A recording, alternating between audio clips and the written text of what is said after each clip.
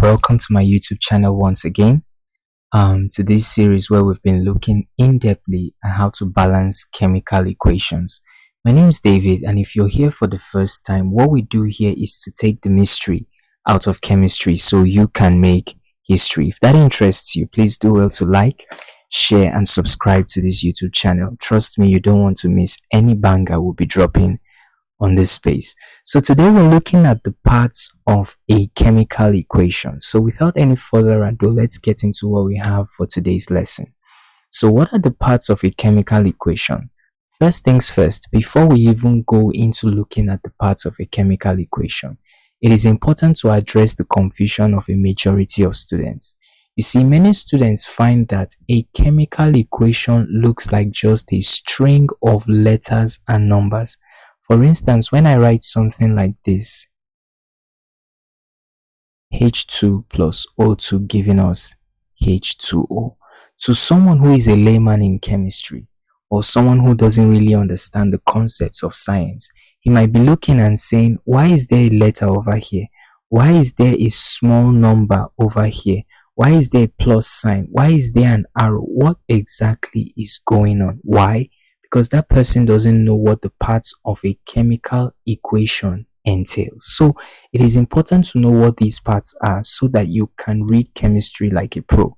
So once you understand what each part means, you'll be able to read chemistry like a professional. So let's break down each concept step by step as to what each part of a chemical equation stands for. So first things first, we have the reactants and we have the products. Okay, every chemical equation is made up of reactants and products. The reactants are the substances that you start with. They are the ones that react. For instance, on my screen right now, I have a very simple example of the process that you use to make your tea. You have some milk, you have some sugar, you have some chocolate, and when you combine all of these together in a cup of boiling water, you have your tea. Now, as a chemist, if I ask you which ones are the reactants, of course it will be these three-fold objects over here: the milk, the sugar, and the chocolate, because they are the ones that underwent the reaction to produce the product, which is now the tea. So the cup of tea is your product, but these guys over here are your reactants. And you see, every chemical equation in the world contains these two major components, the reactants and the products. The products are the substances that are formed after the reaction. So we have an example of the combustion of methane over here. CH4 is the chemical compound that is called methane. And when it is combusted through the addition of oxygen, it produces carbon dioxide, CO2, and water, H2O. So if I were to ask you which ones are the reactants and which ones are the products, the reactants are the guys on the left because they are the ones that underwent the reaction. They are the ones that combined to form these products. So the products are the carbon dioxide and the water. Reactants, methane and oxygen. The products, carbon dioxide and the water. So the first components of every chemical equation are your reactants and your products. So component number 2 are your coefficients and your subscript. Now this is where we get into the concept of numbers in chemical equations. You see, these numbers, even though they are small, they have big meanings. Okay, subscripts, first of all, are the small numbers within a chemical formula. For instance, if I write the formula of water, H2O, this number 2 over here is called a subscript. And a subscript simply tells us the number of atoms of the element that it is in front of. So for instance, if I write H2, this 2 is a subscript and it is telling us that there are 2 atoms of hydrogen. So wherever you find a subscript, that subscript is simply telling you the number of atoms of the element that it is in front of. So if I have H2O, for instance, this 2 belongs to this hydrogen. This hydrogen doesn't share this 2 with oxygen, okay? So the 2 affects hydrogen only because the 2 is in front of hydrogen. I'm sure you're understanding every bit of this lesson. So you must never change the subscript of an element when you are balancing chemical equations. So now that we have talked about what subscripts are, let's get into the next thing. But before we do that, here is an example on the screen right now. This example is for H2O. The 2 is a subscript showing that there are 2 hydrogen atoms. Coefficients, on the other hand, are big numbers written in front of a formula.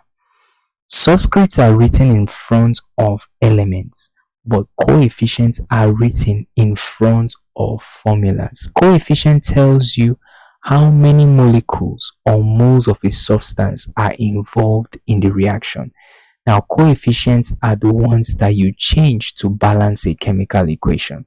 Now, you can see this chemical equation over here, 2H2 plus O2, giving us 2H2O.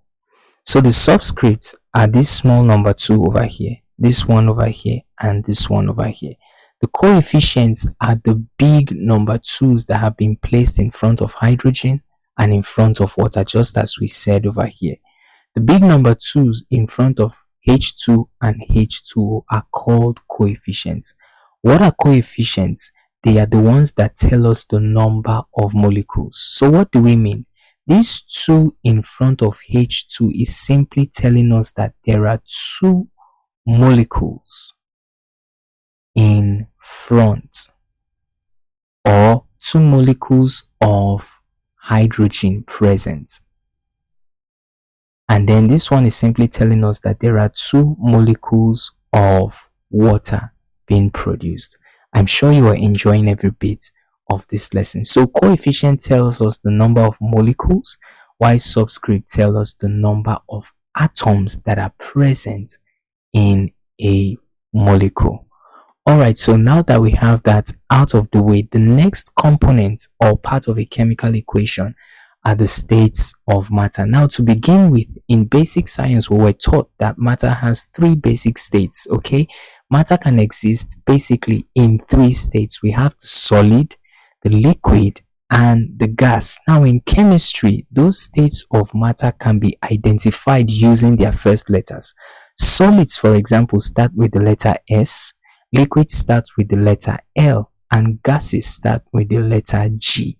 So that is what we use to denote their presence, okay? So here is what we mean. When you see small letters in brackets like S, L, or G, or AQ in equations, they show the state or the physical state of each substance. Now, here is what they mean. For example, let's say you have solid. Solid is a state of matter that is rigid and has a fixed shape. For example, in a chemical equation, let's say you see sodium chloride, NaCl, and then you have a small letter S like this in front. What it is simply telling you is that this compound, sodium chloride, is in the solid state of matter, not liquid, nor is it in the gaseous state. The next state of matter that we're looking at is the liquid state of matter. Now, the liquid state of matter is the state that flows and takes the shape of its container. For instance, let's say you have a bottle of water. That water contained in the bottle will take the shape of the bottle. If you transfer that water into a bucket, that water will take the shape of the bucket. A very good example is H2O, okay? So in a chemical equation, let's say you find H2O like this, and then there is a letter L in front of H2O. What this simply means is that water is in the liquid state of matter. I'm sure you're seeing every bit of how these things play out. And then the third state of matter that we have is the gaseous state of matter. Now, this is the state of matter that fills all the spaces that are available, and it is often invincible.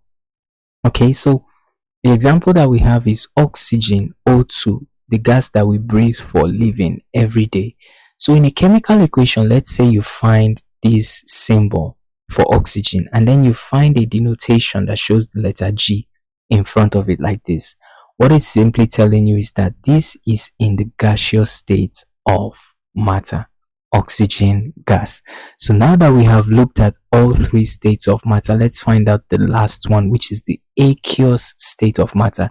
Now the aqueous state of matter is a combination of two words, AQU. Now this was derived from the word aqua, okay, and aqua actually stands for water. So the aqueous state of matter simply means that whatever substance it is, it has been dissolved in water. So for example, let's say I have a cube of sugar, okay, and I dissolve some of it in water. What I've simply done is that I have created an aqueous